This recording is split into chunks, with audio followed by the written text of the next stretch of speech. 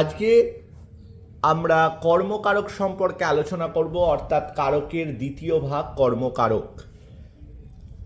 কর্মকারকের সংজ্ঞা হিসাবে আমরা কি লিখেছিলাম বা জেনেছিলাম, ক্রিয়াপদকে কি বা কাকে দিয়ে প্রশ্ন করলে যে পদটি পাওয়া যায় তাকে কর্মকারক বলে।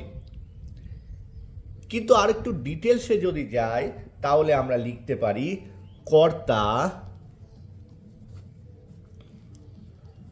যাকে, অর্থাৎ যে পদকে আশ্রয় করে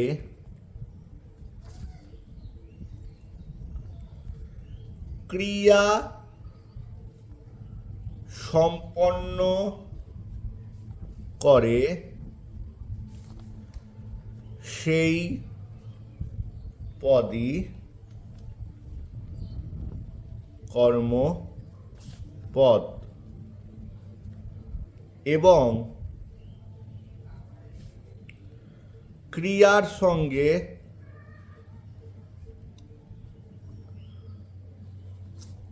তার সম্পর্ককে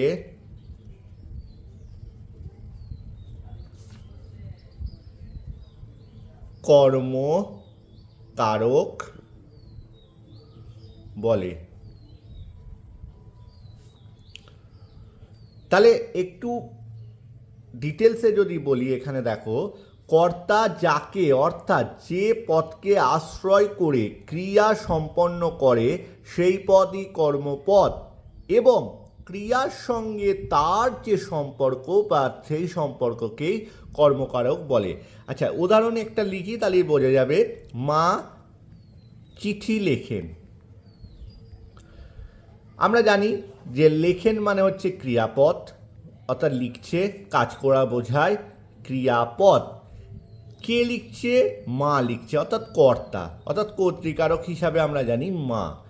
এবার কি লিখছে, এখানে একটা প্রশ্ন করলে কি পাচ্ছি না, কি লিখছে, কি লেখেন, কি লেখেন না চিঠি লেখেন, তাহলে হয়ে যাচ্ছে কর্মকারক। এবার সংজ্ঞাগুলোর ডিটেলস দেখি আর ব্যাখ্যা করি।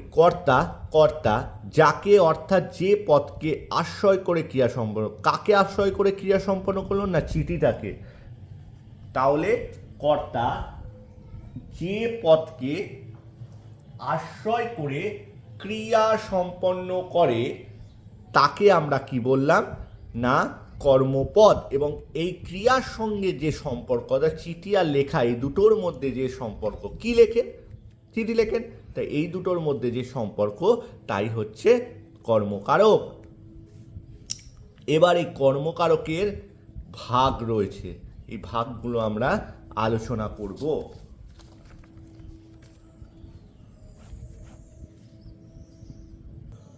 দেখো, কর্মকারকের প্রথম ভাগ কি? মুখ্য ও গৌণ, মুখ্য ও গৌণ কর্ম, এটা গেল প্রথম ভাগ। দ্বিতীয় ভাগ কি? দ্বিতীয় ভাগ হলো উদ্দেশ্য ও বিদেহ কর্ম। তৃতীয় ভাগ কি? সমধাতুজ কর্ম। তৃতীয় ভাগ কি না উহ্য কর্ম। চতুর্থ ভাগ কি? কর্মের বিপসা। পঞ্চম ভাগ কি?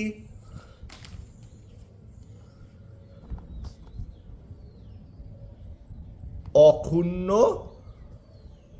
কর্ম। আরও ভাগ রয়েছে, একটা দুটো অনেক ভাগ রয়েছে। আপাতত এই ভাগগুলো হচ্ছে মোটামুটি ইম্পর্টেন্ট। কোনো মাধ্যমিক পরীক্ষা বা চাকরির পরীক্ষার ক্ষেত্রে এই ভাগের মধ্যেই, আলোচনার মধ্যেই পরীক্ষায় প্রশ্ন আসে। যাই হোক, আমরা একটি একটি করে ভাগ দেখব। প্রথম আসছি আমাদের মুখ্য ও গৌণ কর্ম ভাগ। আমরা আলোচনা করব, কি না মুখ্য ও গৌণ কর্ম।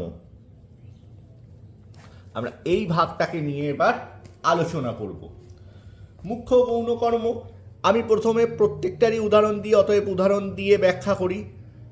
মা মেয়েকে চিঠি লেখেন। দেখো এখানে মা মেয়েকে চিঠি লেখেন, আমাদের ক্রিয়াপদ কোনটা? লেখেন, অবশ্যই। কর্তাকে মা। কাকে লিখছে? কাকে লিখছে। আর এটা হবে কর্তা লিখলাম, এটা হচ্ছে কে লিখছে। লিখছে, কে লিখছে, কাকে লিখছে, আর কি লিখছে। কি লিখছে। দেখো প্রশ্নগুলো হচ্ছে কে লিখছে, কাকে লিখছে, কি লিখছে, ঠিক আছে। অতএব আমরা এখানে তিনটে প্রশ্ন পেলাম, কি না কে, কি আর কাকে, তিনটে প্রশ্ন পেলাম। একটা জিনিস দেখো, কে দিয়ে যদি প্রশ্ন করা হয় অবশ্যই আমরা জেনেছি সেটা হচ্ছে কর্তৃকারক, কিন্তু এক্ষেত্রে কি বা কাকে উভয়ই হচ্ছে আমাদের কি না, এক্ষেত্রে উভয়ই হচ্ছে আমাদের কর্মকারক, তাই তো। যাই এবার কি বা কাকে, দেখো এক্ষেত্রে দুটোই রয়েছে আমাদের এখানে, কাকেও রয়েছে কিও রয়েছে। উভয়ই যদি প্রশ্নের থাকে তখন আমরা দুটোই কর্মকারকই হচ্ছে, কিন্তু আমাদের মুখ্য আর গৌণটা ধরে নিতে হবে। এবার কোনটা মুখ্য আর কোনটা গৌণ সেটা কি করে বুঝবো না, এইভাবেই বোঝা যায় যে সংজ্ঞা হিসাবে, মুখ্য আর গৌণ সংজ্ঞা হিসাবে বলা হয় না কোনো ক্রিয়া দুটি কর্ম। এখানে এক্ষেত্রে দুটো কর্ম রয়েছে, ঠিক আছে। কোনো ক্রিয়ার দুটি কর্ম, কোনো ক্রিয়ার দুটি কর্ম প্রাণীবাচক ও দুটো কর্ম কি কি থাকতে পারে? প্রাণীবাচক, অপ্রাণীবাচক। কোনটা এক্ষেত্রে প্রাণীবাচক আর কোনটা অপ্রাণীবাচক? অবশ্যই মেয়ে প্রাণীবাচক, চিঠি হচ্ছে অপ্রাণীবাচক। হলে প্রাণীবাচক কর্মকে গৌণ কর্ম বলে। গৌণ কর্ম ও অপ্রাণীবাচক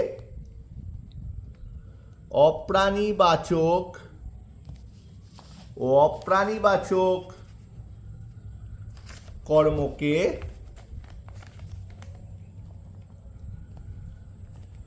মুখ্য কর্ম বলে। মুখ্য কর্ম বলে। তাহলে কোনো ক্রিয়ার দুটি কর্ম প্রাণীবাচক ও অপ্রাণীবাচক হলে প্রাণীবাচক কর্মকে গৌণ কর্ম ও অপ্রাণীবাচক কর্মকে মুখ্য কর্ম বলে। তাহলে এক্ষেত্রে দেখা যাচ্ছে প্রাণীবাচক কর্ম আমি কোনটা বলবো না মেয়েকে। তাহলে মেয়ে প্রাণীবাচক হলে কি কর্ম হয় বললাম? গৌণ কর্ম। তাহলে মেয়েকে কি কর্ম হিসাবে দেখব আমরা? মেয়েকে আমরা গৌণ কর্ম হিসাবে দেখব। আর যদি বলি অপ্রাণীবাচক কর্মকে মুখ্য কর্ম, অপ্রাণীবাচক এখানে চিঠি, তাহলে কি কর্ম হবে না মুখ্য কর্ম হবে। বোঝা গেল? আরেকবার বলে দিচ্ছি, মুখ্য গৌণ কর্ম কোনটা না কোনো ক্রিয়ার এই যে কোনো একটি, এখানে লেখেন এই ক্রিয়ার দুটো কর্ম রয়েছে, কি না মেয়েকে কাকে লিখছে এবং কি লিখছে। দুটো কর্ম যদি থাকে প্রাণীবাচক কর্মকে বলবো আমরা গৌণ কর্ম, আর অপ্রাণীবাচক কর্মকে আমরা বলবো মুখ্য কর্ম। তাহলে মুখ্য গৌণ কর্ম সম্পর্কে আইডিয়া আশা করি হয়ে গেছে। এরপর আমরা কি আসবো না উদ্দেশ্য ও বিধেয় কর্ম। তাহলে এবার আসবো আমরা উদ্দেশ্য ও বিধেয় কর্ম। দেখো আমি একটা উদাহরণ লিখেছি, কি না রবি মাস্টারমশাইকে দেবতা মনে করে। রবি মাস্টার কাকে দেবতা মনে করে? প্রশ্ন করো, প্রশ্ন করলেই কর্মকারক কোনটা বেরিয়ে যাবে। মাস্টার মশাইকে মনে করে। মাস্টার মশাইকে কি মনে করে? না দেবতা মনে করে। দেখো আগেরটাই আমরা পেলাম মুখ্য গৌণকর্মে যে একটা অপ্রাণী থাকতে হবে, একটা প্রাণী থাকতে হবে, দুটোই যেন থাকে, প্রাণী আর অপ্রাণী। কিন্তু এক্ষেত্রে দেখা যাচ্ছে মাস্টার মশাই আর দেবতা, ঠিক আছে, দু ক্ষেত্রেই কিন্তু প্রাণীবাচক রূপে দেখানো হচ্ছে এখানে। তাই আমাদের উদ্দেশ্য আর বিদেহ কোনটা সেইটাকে আমরা সিলেক্ট করব। তাহলে কাকে দেবতা মনে করে না মাস্টার মশাইকে মনে করে? তাহলে উদ্দেশ্যটা কাকে, মানে কাকে উদ্দেশ্য করে বলছে? অতএব মাস্টার মশাইকে উদ্দেশ্য করে বোঝানো হচ্ছে, ঠিক আছে। এবং কি মনে করে? না দেবতা মনে করে। তাহলে এইটা যেটা পড়ে রইল সেটা কি হয়ে যায়? না বিদেহ হয়ে যায়, ঠিক আছে। তাহলে সংজ্ঞা হিসাবে আমরা কি লিখতে পারি? না লিখতে পারি বাক্যে বিভক্তি যুক্ত, আচ্ছা বিভক্তি যুক্ত, দেখো এক্ষেত্রে কে কে বিভক্তি, বাক্যে বিভক্তি যুক্ত কর্মটি হলো, এটাও মনে রাখার জন্য আমি একটা সহজ প্রসেসে সংজ্ঞাটা লিখিয়ে দিলাম যে বিভক্তি যুক্ত থাকলে সেটাকে আমরা উদ্দেশ্য হিসাবে ধরবো। বাক্যে বিভক্তিযুক্ত কর্মটি হলো উদ্দেশ্য কর্ম,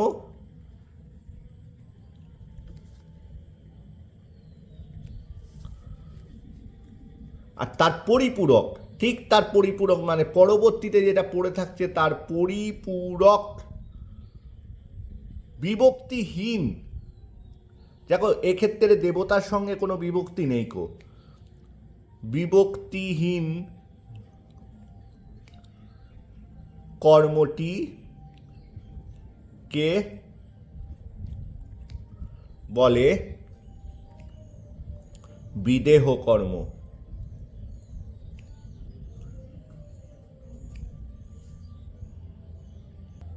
আচ্ছা এবার আমরা কর্মকারকের 3 নম্বর ভাগ অর্থাৎ সমধাতুজ কর্মকে নিয়ে এবার আলোচনা করব। মুখ্য গৌণ কর্ম হয়েছে, উদ্দেশ্য বিধেয় কর্ম হলো, এবার সমধাতুজ কর্ম নিয়ে আমরা আলোচনা করব। সমধাতুজ কর্ম, আমি উদাহরণটা প্রথমে লিখে নিই। সে কি খেলায় না খেললো। দেখো আমরা সমধাতুজ কর্তা পড়েছিলাম, এবার আমরা সমধাতুজ কর্ম পড়ব। কর্তায় কি দেখেছিলাম না বাক্যের কর্তা আর ক্রিয়া একই ধাতু থেকে থাকবে। তাহলে এক্ষেত্রে তো সোজা, কর্ম কি না খেললো, এটা হচ্ছে ক্রিয়া।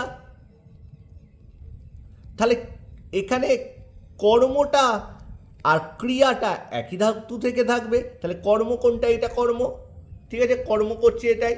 তাহলে দুটোকেই যদি আমরা দেখি কি ধাতু পাই না খেল ধাতু। দেখো খেল, খেল ধাতু,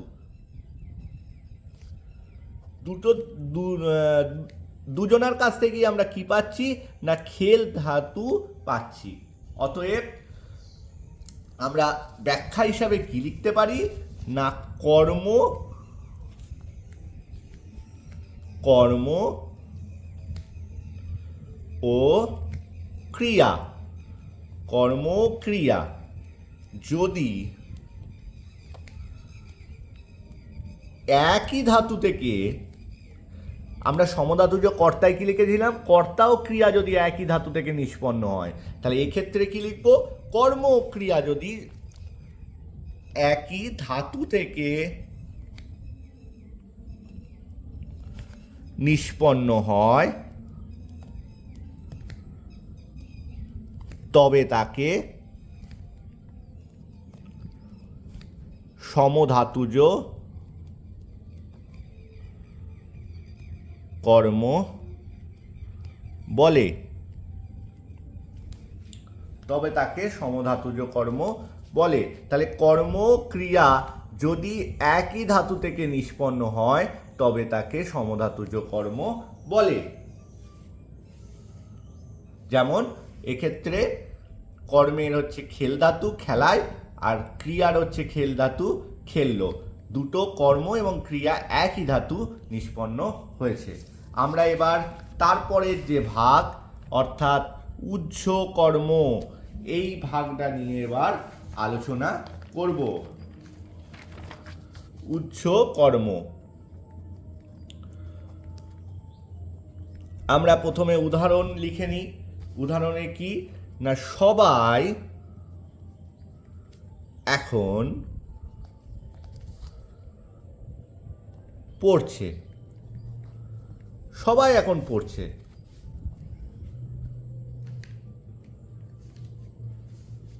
সবাই এখন পড়ছে। দেখো এক্ষেত্রে ক্রিয়া কোনটা, প্রথমেই কারক করতে গেলে যেটা দরকার ক্রিয়াটাকে আমরা খুঁজে বার করে লিখে নেব। ক্রিয়া হচ্ছে পড়ছে। এবার দেখো কে পড়ছে বা কারা পড়ছে, সবাই পড়ছে, এটা আমরা বুঝে গেলাম। ঠিক আছে, এই ক্ষেত্রে তো আমার জানতে চাইনি, কারণ আমার কর্ম জানতে হবে। তা কর্মটা করছে কি, মানে কি কি কাজটা, সবাই কি কাজটা করছে, কি কাজ না সবাই এখন পড়ছে। এবার কি পড়ছে, রামায়ণ মহাভারত না কি সেটা তো জানা নেই, আমরা একটা ধরে নিচ্ছি, অনুমান করে এইখানটা একটা অনুমান করে লিখছি না বই পড়ছে। তাহলে কি পড়ছে না বই পড়ছে। তাহলে এই বইটা কি আছে, উহ্য আছে, বইটা উহ্য রয়েছে। তাহলে আমরা সংজ্ঞা হিসাবে কি লিখব না বাক্যের কর্ম যখন, বাক্যের কর্ম যখন উহ্য থাকে, উহ্য থাকে তখন তাকে উহ্য কর্ম বলে। তাহলে বাক্যে কর্ম যখন উহ্য থাকে তখন তাকে উহ্য কর্ম বলে। এবার আমরা তার পরের যেটা আছে ভাগ, অর্থাৎ পরের যে ভাগটা আছে যে কর্মের বিবসা, এই কর্মের বিবসা নিয়ে একটু আলোচনা করব। কর্মের বিবসা,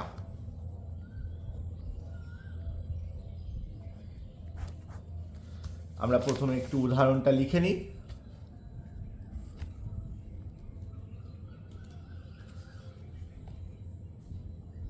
এক বাড়ি বাড়ি যাও, উদাহরণ হচ্ছে বাড়ি বাড়ি যাও। দেখো এক্ষেত্রে দুবার একই কর্ম রয়েছে। ঠিক আছে, যাওয়া হচ্ছে এখানে ক্রিয়া,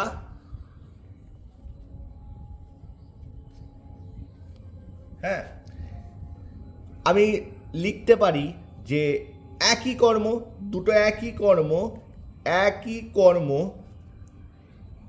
একাধিকবার, একই কর্ম একাধিকবার ব্যবহার হলে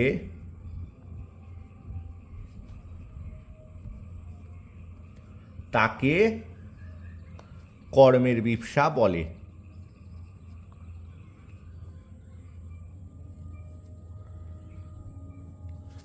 একই কর্ম একাধিকবার ব্যবহার হচ্ছে না কি না বাড়ি বাড়ি যাও, দেখো বাড়ি আর বাড়ি একই কর্ম দুটোই রয়েছে, হ্যাঁ সেই জন্য এখানে কর্মের বিবসা দেখানো হয়েছে।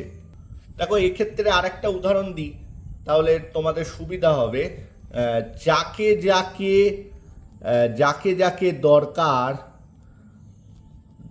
তাকে তাকে বলে দিও, তাকে তাকে বলে দিও, যাকে যাকে দরকার তাকে তাকে বলে দিও, এটা আরেকটা উদাহরণ আমি দিলাম। হ্যাঁ যেমন দেখো এক্ষেত্রে যাকে যাকে এটাও পাচ্ছ, তাকে তাকে এটাও পাচ্ছ, দুবার একই কর্ম ব্যবহৃত হচ্ছে। ঠিক আছে, তা এই জন্যে এটা কর্মের বিবসা। একই একই কর্ম দুবার যখন ব্যবহৃত হবে, বারবার বলছে একই কর্ম যেন হয়, ঠিক আছে, তখন তাকে বলবো আমরা কর্মের বিবসা। এবং শেষ আমরা আলোচনায় অন্তিম আলোচনা যাকে বলে আসবো সেটা হচ্ছে অক্ষুণ্ণ কর্ম। অক্ষুণ্ণ কর্ম, অক্ষুণ্ণ কর্ম। প্রথমে আমরা একটু উদাহরণটা দেখে নিই।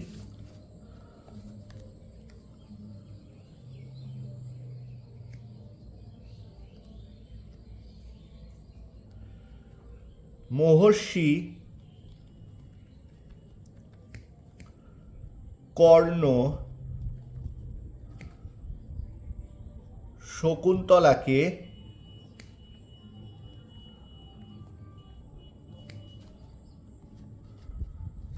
শাশ্বত নারী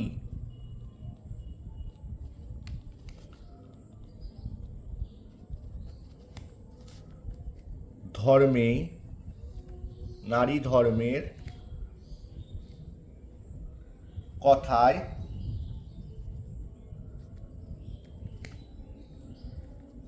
বলা হয়েছে।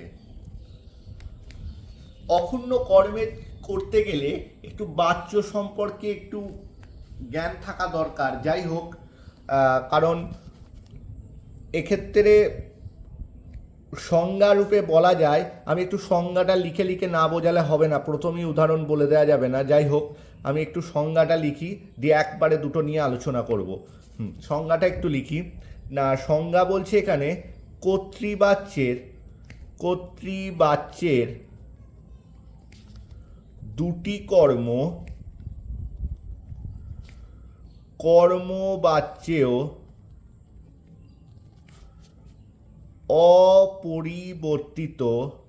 অপরিবর্তিত থাকলে তাকে অক্ষুণ্ণ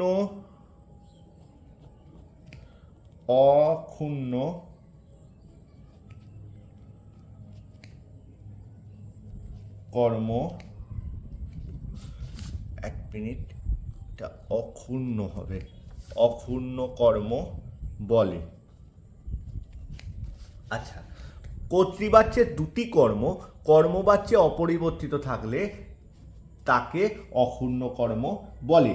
ঠিক আছে, দেখো এখানে আমি একটা লিখলাম যে মহর্ষি কর্ণ শকুন্তলাকে শাশ্বত নারী ধর্মের কথাই বলা হয়েছে। এখানে আমি একটা উদাহরণ আমরা এখানে লিখলাম। ঠিক আছে, দেখো এইটা হচ্ছে আমার, এইটাকে যদি ধরি আমরা বাচ্য যখন করব তখন এটা হচ্ছে কর্তৃবাচ্য। অক্ষুণ্ণ কাকে বলে? অক্ষুণ্ণ মানে অপরিবর্তিত থাকা, অর্থাৎ কোনো মতেই সেটা চেঞ্জ হবে না। দুটি কর্মবাচ্যে অপরিবর্তিত থাকবে। ঠিক আছে, দুটি কর্ম যেন অপরিবর্তিত থাকে। আমরা যখন বাচ্য শিখব তখন কর্তৃবাচ্য থেকে কর্মবাচ্যর যে রূপান্তর, অর্থাৎ অ্যাক্টিভ ভয়েস, প্যাসিভ ভয়েস, আমরা যখন ইংলিশে গ্রামারে করেছি ভয়েস চেঞ্জ, সেই ভয়েস চেঞ্জেই বাংলা যখন কর্তৃবাচ্য কর্মবাচ্যে করব তখন এইটা যদি আমরা এই উদাহরণটাকে আমরা যদি একটু কর্মবাচ্যে নিয়ে আসি তাহলে কি হবে একটু দেখি। মহর্ষি যেমন আছে তেমনই লিখলাম। মহর্ষি কর্ণের কি হবে এখানে? কর্ণের দ্বারা, মহর্ষি কর্ণের দ্বারা শকুন্তলাকে শাশ্বত নারী ধর্মের কথায় বলা হয়েছে। এটা হচ্ছে আমাদের কি না, এটা হচ্ছে কর্মবাচ্য। এটা হচ্ছে কর্মবাচ্য। দেখো এবার একটু মন দিয়ে দেখো মহর্ষি এখানে শকুন্তলাকে, দেখো এটা যেমন আছে কর্ম, কিন্তু কর্ম রয়ে গেল। কাকে নারী ধর্মের কথা বলা হয়েছে? আমরা যেটা ক্রিয়া হিসাবে জানি, কি বলা হয়েছে, কাকে বলা হয়েছে? ঠিক আছে, শকুন্তলাকে বলা হয়েছে। কি বলা হয়েছে? কথা বলা হয়েছে, ধর্মের কথা বলা হয়েছে। তাহলে এখানে শকুন্তলা কাকে বলা হয়েছে? শকুন্তলাকে। কি বলা হয়েছে? কথা বলা হয়েছে। আবার এক্ষেত্রে যখন আমি কর্তৃবাচ্য থেকে কর্মবাচ্যে রূপান্তর করছি, একই রেখে দিয়েছি। শকুন্তলাকে যেমন আছে তেমন, কি বলা হয়েছে? কথায় বলা হয়েছে। তাহলে দেখো এক্ষেত্রে দেখো কর্তৃবাচ্যের ক্ষেত্রে যেমন রেখেছি, কর্মবাচ্যে যখন রূপান্তর করছি তখন একই রেখে দিয়েছি।